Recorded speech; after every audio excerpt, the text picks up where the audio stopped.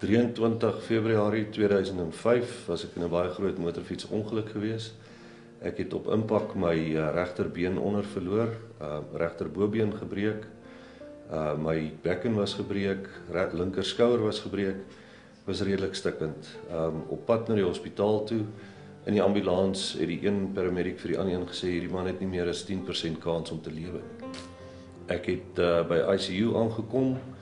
Hulle het my gespuit met morfine en jodium. Ek is hoogs allergies vir jodium en weer eens het my 10% kans nog minder geraak.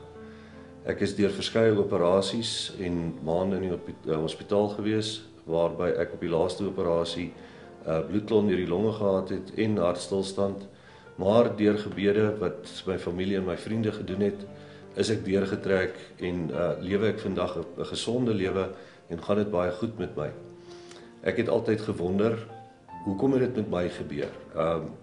Mense het altyd daai vraag, maar ek dink 'n mens moet nie God in twyfel trek nie.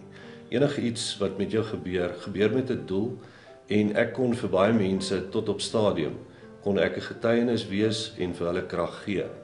As jy dink dinge gaan met jou erg, mense, kyk net om jou. Daar's baie ander mense wat baie erger het as wat jy het. En daarom staan vas, glo in die Here, hy sal jou deurhelp.